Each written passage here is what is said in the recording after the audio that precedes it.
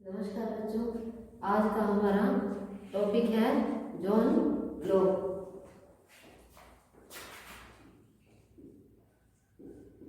John Locke यानी पहले हमने पढ़ा, मैंने आपको कंबाइंड बताया, यानी क्या है हॉब्स, लॉक और रूसो को क्या है समझौतावादी विचारक या आप कह सकते हो संहितावादी विचारक के रूप में जाना जाता है, या हम यूं कह सकते हैं समझौतावादी विचारक के रूप में कौन कौन से विचारक जाने जाते हैं, या समझौतावादी यानी सिद्धांत के प्रतिपादक कौन थे, तो हम क्या कहेंगे हॉब्स, लॉक और रूसो, इन तीनों को क्या है समझौतावादी विचारक या अनुबंधवादी विचारक के रूप में जाना जाता है। हम कह सकते हैं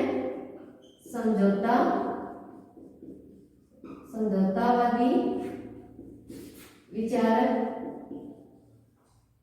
और कई बार समझौते की जगह अनुबंध आ जाता है, एक ही बात है अनुबंधवादी विचारक।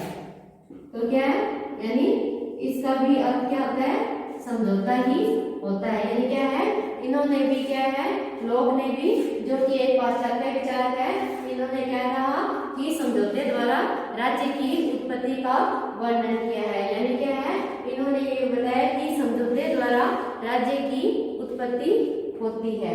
अब हम आते हैं अपने विचारक लोग पर, यानी इन्होंने प्राकृतिक अवस्था कैसी थी, उसमें मनुष्य कैसे थे और उनको क्या क्या अधिकार प्राप्त थे, और समझौते की आवश्यकता क्यों अनुभव हुई, किन परिस्थितियों में उन्होंने समझौता किया, और समझौते के पश्चात कैसे राजा की यानी स्थापना हुई। जैसे हमने इससे पहले वाले विचारक थॉमस हॉब्स में हमने 3 क्वेश्चन किए, वो कौन से थे, हॉब्स का संप्रभुता सिद्धांत की विवेचना कीजिए, दूसरा क्वेश्चन था हॉब्स के व्यक्तिवाद सिद्धांत की विवेचना कीजिए, और तीसरा था हॉब्स के सामाजिक समझौता सिद्धांत का आलोचनात्मक विवेचना कीजिए। उसी तरह हम लोग का भी एक क्वेश्चन तो हमारा यही बनता है, सामाजिक समझौता सिद्धांत का आलोचनात्मक वर्णन कीजिए। इसमें हम मानव स्वभाव पढ़ेंगे, प्राकृतिक अवस्था पढ़ेंगे, और यानी किन परिस्थितियों में मनुष्य ने समझौते द्वारा राज्य की उत्पत्ति की और राजा कैसा था, इन सब का हम अध्ययन करेंगे। और इनके साथ ही यानी लोक का उदारवाद से संबंधित क्वेश्चन है, यानी क्या है उदारवाद में इसने स्वतंत्रता को महत्व दिया, ये क्वेश्चन अपन करेंगे, ठीक है। तो हम अब स्टार्टिंग करते हैं, जो हमारा विचारक है जॉन लॉक, ठीक है। तो इनके बारे में हम अब अध्ययन करेंगे कि ये क्या है उदारवादी विचारकों से प्रभावित है, और उसमें उन्होंने स्वतंत्रता को महत्व दिया। क्या है कि व्यक्ति अपनी स्वतंत्रता को बनाए रख सकता है। जैसे अपन बुक की लैंग्वेज में करेंगे, यानी क्या है प्राचीन काल से ही स्वतंत्रता को मानवीय जीवन का एक महत्तम लक्ष्य माना गया है, यानी लोग के विचारों में हम कहेंगे कि प्राचीन काल से ही क्या है जो स्वतंत्रता है,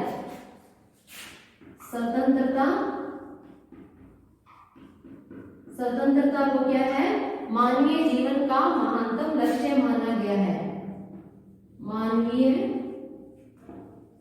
जीवन का महत्तम लक्ष्य।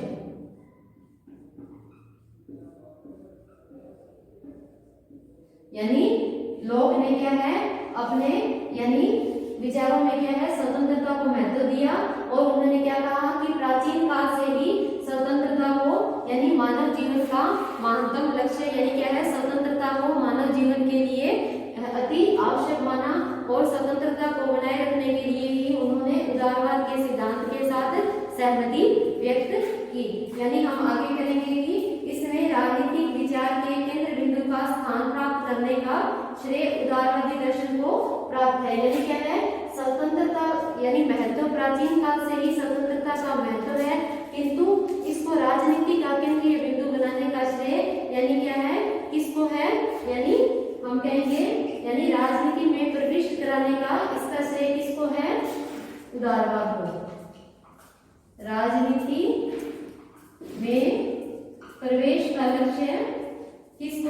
यानी क्रेडिट किसको दिया जाता है?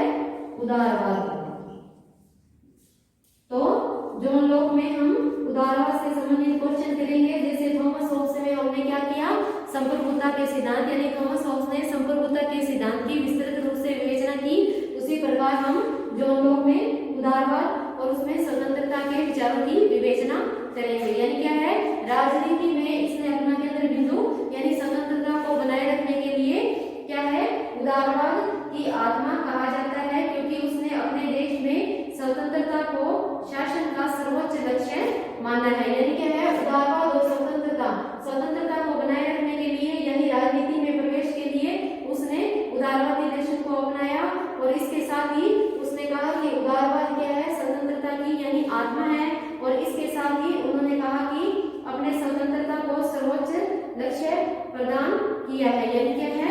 अपने शासन में, जैसे होब्स ने शासन में संप्रभुता को महत्वपूर्ण स्थान दिया है, उसी प्रकार लॉक ने यानी क्या है? अपने दर्शन में स्वतंत्रता को और उदारवाद को महत्वपूर्ण स्थान दिया है। यानी क्या है?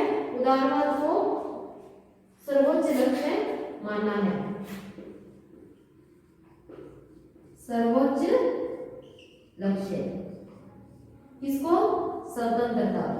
और स्वतंत्रता को बनाए रखने के लिए यानी उसने उदारवादी लक्ष्य को अपनाया। यानी क्या है? लोग ने अपने विचारों में स्वतंत्रता को प्राथमिकता दी। और क्या है? प्राचीन काल से ही यानी स्वतंत्रता का महत्व किसी न किसी रूप में अस्तित्व में रहा है। और वर्तमान में स्वतंत्रता को क्या है? मानवीय जीवन का सर्वोत्तम लक्ष्य माना गया है। और यानी इसके लिए इसको क्या है? यानी उदारवाद के समर्थकों में निसंदेह अधिक महत्वपूर्ण है कौन? John Locke. यानी क्या है? लोग क्या थे? उदारवाद के प्रमुख समर्थक थे। ये ध्यान रखना, लोग उदारवाद के प्रमुख समर्थकों में से एक थे। प्रमुख समर्थकों में से एक थे। और उदारवादी धारणा क्या है? ये स्वतंत्रता से जुड़ी हुई है। और इसको स्वतंत्रता प्राप्त करने का लक्ष्य उन्होंने क्या है? यानी राजनीति में प्रवेश उदारवाद के द्वारा ही किया। इसके साथ ही उन्होंने कहा कि क्या है? लोग उदारवाद इस बात में है, यानी क्या है?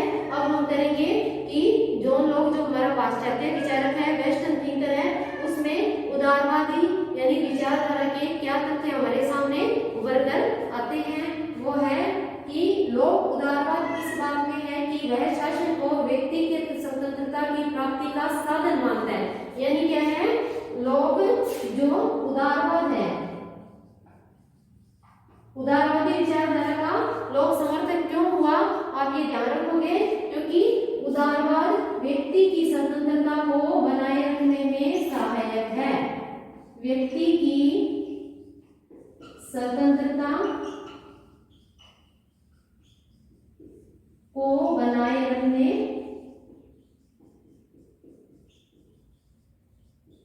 में सहायक है। इस प्रकार यानी लोग द्वारा उदारवाद की धारणा को अपने राज्य में अपनाए जाने का प्रमुख कारण क्या है? कि वो व्यक्ति की स्वतंत्रता को बनाए रखने में सहायक है। और इसके साथ ही हम आगे करेंगे कि उसने यह कहा है कि शासकीय शक्ति मर्यादित की जानी चाहिए, जिससे कि इस शक्ति का प्रयोग मानवीय स्वतंत्रता के विरुद्ध ना हो। यानी क्या है? उदारवाद को वो व्यक्ति की स्वतंत्रता को बनाए रखने का क्या एक मानता है?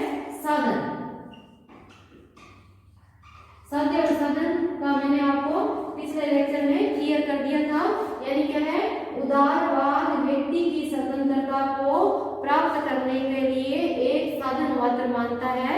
लोग जो हमारा आज का विचारक जो हम पढ़ रहे हैं, आगे हम करेंगे कि उसके द्वारा समझौते सिद्धांत की संपूर्ण व्यू रचना स्वतंत्रता को दृष्टि में रखकर ही की गई। यानी आगे हम कहेंगे कि ये स्वतंत्रता और उदारवाद ये दोनों आपको ध्यान में रखने हैं। स्वतंत्रता की धारणा को बनाए रखने के लिए उन्होंने उदारवाद के लक्ष्य को अपनाया, यानी उदारवादी यानी विचारकों की भावना को अपनाया। यानी उदारवादी विचारकों में से ऐसे कह सकते हैं लोक क्या है, एक प्रमुख विचारक है, यानी क्या है, राज्य में स्वतंत्रता को बनाए रखने के लिए उदारवाद एक साधन मात्र है। यानी राज्य की स्थापना का लक्ष्य, राज्य की स्थापना का लक्ष्य लोक का क्या था, उदारवाद, या अपने यानी समझने के लिए यूं लिख सकते हो स्वतंत्रता को क्या है, एक साधन मात्र मानता है, और इसलिए यानी स्वतंत्रता को बनाए रखने के लिए उसने उदारवादी विचारधारा को अपनाया, जिसमें क्या है, शासन मर्यादित होता है, और क्या है, उदारवादी भावना में क्या होता है, शासन मर्यादित होता है, और व्यक्ति की यानी राज्य क्या है, व्यक्ति की इच्छाओं की पूर्ति करने वाला, या कह लो उदारवाद क्या है, एक साधन मात्र है व्यक्ति की स्वतंत्रता को बनाए रखने का।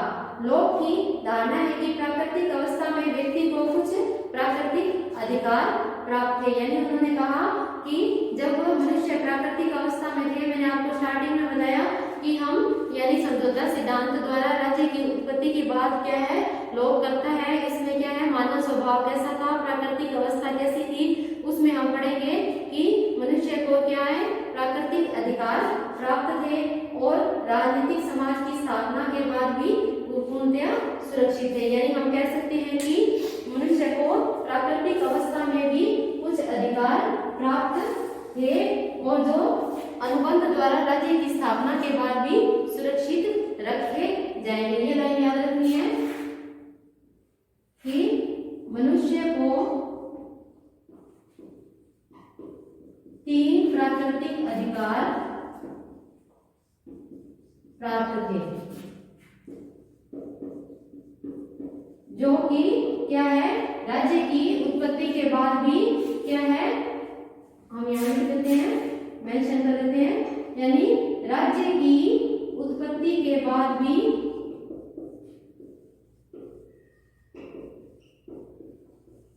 ये क्या होंगे, यानी व्यक्ति के लिए यानी उसके लिए सुरक्षित रहेंगे, सुरक्षित रहेंगे। ठीक है, इसके साथ ही यानी आगे हम करेंगे कि शक्ति का कोई दुरुपयोग न करे, इसके लिए लोग ने शक्ति विभाजन के सिद्धांत को भी अपनाया। यानी क्या है, उसने क्या कहा, जो हमने सरकार के 3 अंक पढ़े, व्यवस्थापिका, कार्यपालिका और न्यायपालिका, उसमें उसने कहा कि यानी उसने शक्ति पृथक्करण के सिद्धांत को भी यानी पालन किया। यानी इसमें आप ये भी ध्यान रखोगे, यानी शक्ति पृथक्करण। पिछली वीडियो में मैं इसको आपको पूरा क्लियर कर चुकी हूँ कि शक्ति पृथक्करण का सिद्धांत क्या है, मोंटेस्क्यू का है, इसमें सरकार के अंग किस प्रकार कार्य करते हैं। तो क्या है, शक्ति पृथक्करण के सिद्धांत का सहयोग लिया,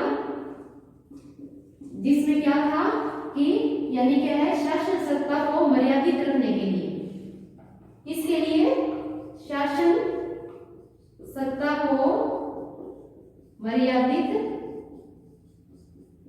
रखने के लिए यानी लोग स्वतंत्रता के साथ शक्ति पृथक्करण सिद्धांत से भी प्रभावित है कि कहीं क्या है, शासन या यूं कह सकते हो सत्ता शक्तियों का दुरुपयोग ना करे।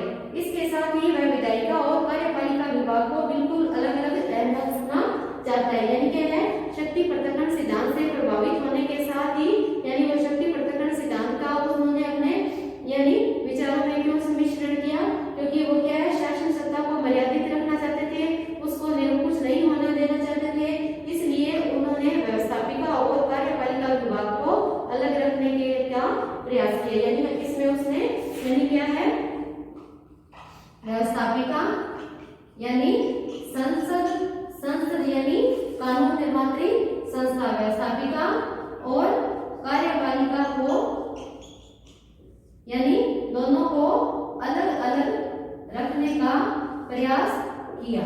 ठीक है, यानी क्या है, उदारवाद, स्वतंत्रता और शक्ति पृथक्करण तीनों के विचार इसमें सम्मिलित है।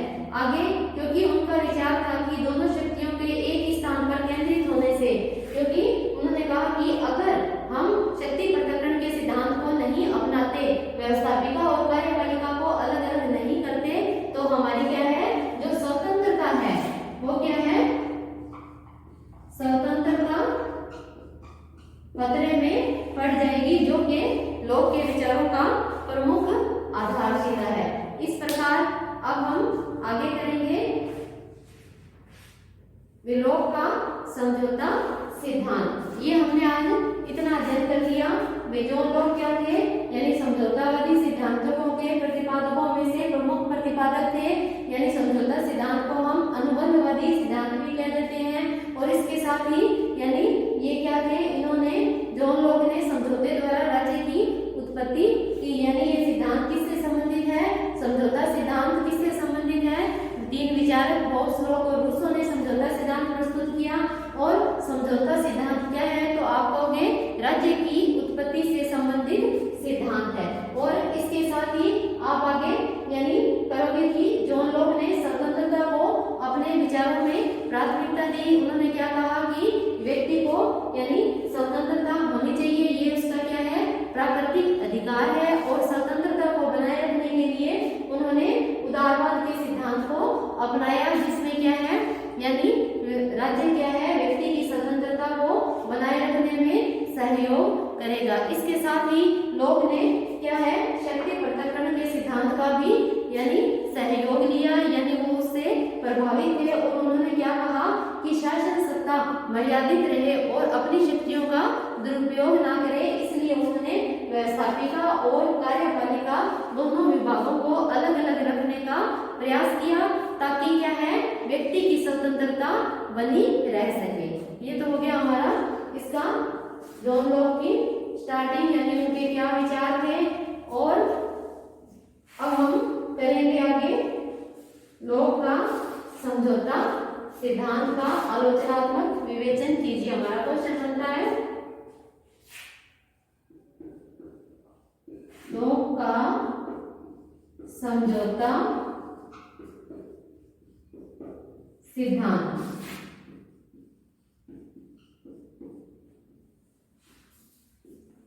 ठीक है, क्वेश्चन आपका ऐसे आता है, या तो यूं आता है लोक के सामाजिक समझौता सिद्धांत की विशेषताएं लिखिए, तो आपको विशेषता ही करनी है मेंशन। अगर यूं आ जाए यानी जॉन लॉक का समझौता सिद्धांत का आलोचनात्मक विवेचन कीजिए, तो इसकी विशेषताओं के साथ आपको आलोचना भी करनी है। तो इसमें हम करेंगे मानव स्वभाव कैसा था, यानी अब हम तुलना करते हुए चलेंगे। यानी हॉब्स ने क्या कहा, हॉब्स के अनुसार मानव स्वभाव कैसा था कि दरिद्र था, गंदा था, बर्बर था, मत्स्य न्याय की स्थिति थी, मनुष्य निरंतर लड़ता झगड़ता रहता था। ऐसे में क्या है प्रत्येक मनुष्य का जीवन कष्ट में हो गया था, मारकाट का बोलबाला था, जिसके पास शक्तियां थी वही अपने अधिकारों का उपभोग करता था। ऐसी परिस्थितियों से तंग आकर मनुष्य ने समझौता किया। अब आते हैं हम लोक पर। लोक के अनुसार यानी हॉब्स के बिल्कुल उसने स्वभाव को माना, स्वभाव को माना। उसने क्या कहा, मानव स्वभाव बहुत ही अच्छा है, विनम्र है, यानी लोग क्या है प्रेम और सहयोग से रहते हैं। अब हम बुक की लैंग्वेज में करेंगे, यानी लोग ने भी यानी मानव स्वभाव की व्याख्या का वर्णन करते हुए कहा है कि जहां हॉब्स ने स्वार्थी, पार्श्विक और पतित माना है, किसको, मानव स्वभाव को। हम तुलना करके चलेंगे मानव स्वभाव, ये हमारा पहला है। यानी हॉब्स ने जो हमारा पिछली वीडियो में हमने जो विचार किया उसमें उसने क्या कहा, यानी क्या है मानव स्वभाव कैसा था, दरिद्र था, गंदा था, पार्श्विक प्रवृत्ति थी, अराजकता की स्थिति थी। और इसकी तुलना करते हुए फिर हम लोक पर आते हैं।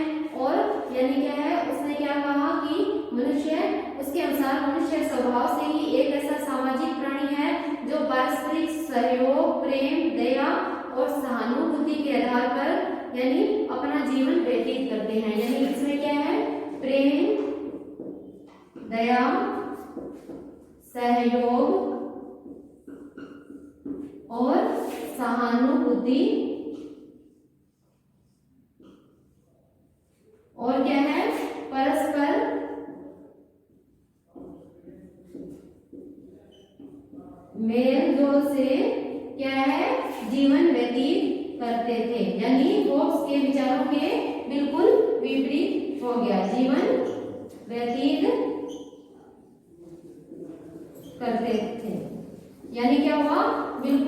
विनम्र स्वभाव हो गया और होब्स के बिल्कुल विपरीत हो गया।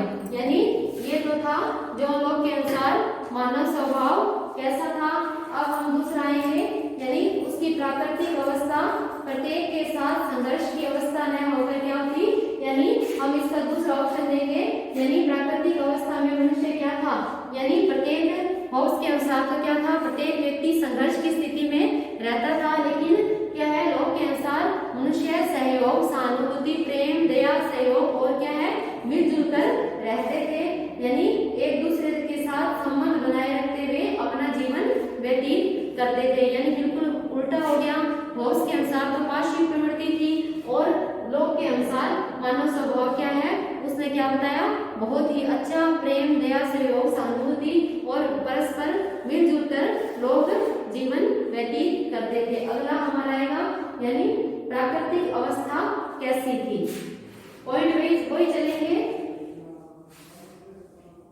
जो हमारे होब्स के थे समझौता सिद्धांत के, यानी प्राकृतिक अवस्था कैसी थी।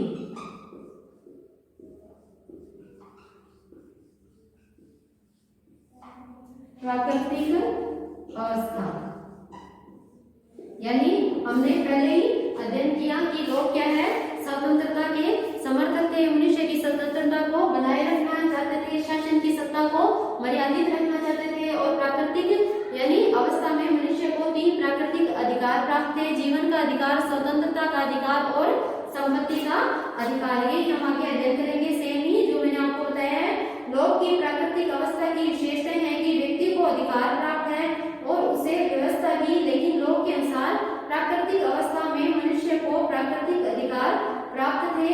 वो कौन से थे? जीवन का अधिकार और स्वतंत्रता का अधिकार और संपत्ति का अधिकार। जीवन का अधिकार,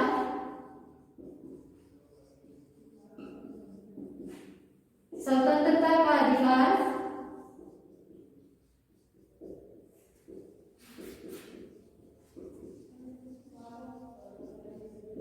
और तीसरा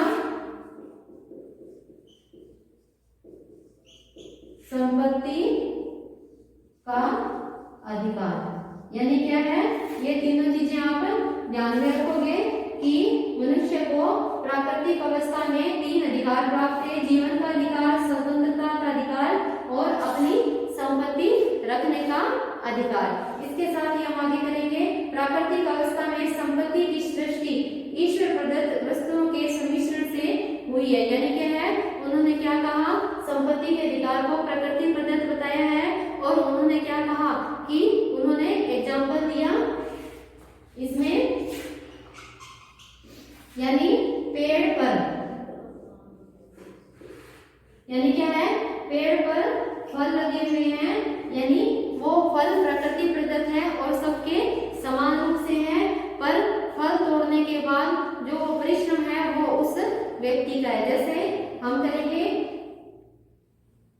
कि मनुष्य ने एक पेड़ है जिसमें फल फूल लगे हुए हैं, वे सबके हैं और यदि परिवार ने या किसी व्यक्ति ने परिश्रम करके यानी उसको तोड़ा है तो लोग प्राकृतिक अवस्था में व्यक्ति को समान मानता है। यानी क्या है, अगर किसी व्यक्ति ने उसको यानी तोड़ा है तो परिश्रम करके, तो यानी वो उसके हो गए। इस प्रकार लोग की प्राकृतिक अवस्था में मनुष्य को जीवन का अधिकार, स्वतंत्रता का अधिकार और संपत्ति का अधिकार प्राप्त है। फिर उसमें आप ये एग्जाम्पल दे दोगे भी, पेड़ पर जो फल फूल लगे हुए हैं वो सबके हैं, परंतु जिस व्यक्ति ने या जिस परिवार ने उसे परिश्रम करके तोड़े हैं तो वो उसके हो गए।